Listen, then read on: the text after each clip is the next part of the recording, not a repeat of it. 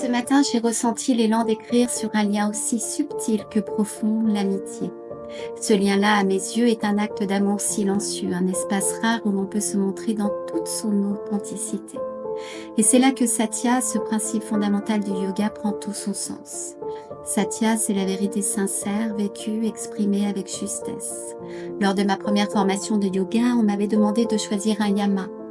J'ai choisi Satya sans savoir à quel point il me suivrait. Aujourd'hui, je le retrouve dans mes choix, mes relations, mes départs et surtout dans les liens les plus vrais. L'amitié, la vraie, ne repose ni sur la passion, ni sur des liens de sang et pourtant, elle nous relie si profondément.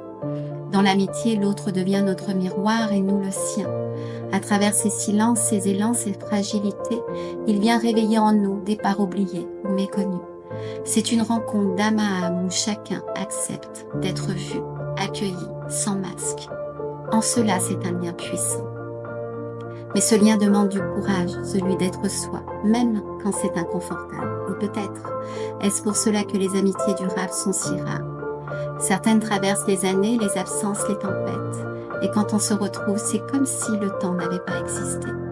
D'autres amitiés sont brèves, elles passent, nous touchent, éveillent quelque chose puis disparaissent. Mais elles laissent souvent derrière elles une leçon. Ces rencontres nous obligent à nous regarder, nous. Même si elles partent, elles nous transforment. Alors aujourd'hui, je rends grâce à celles qui ont tenu et aussi à celles qui n'ont fait que passer. Toutes m'ont permis de vivre Satya, d'apprendre à être vrai et de laisser l'autre l'être aussi.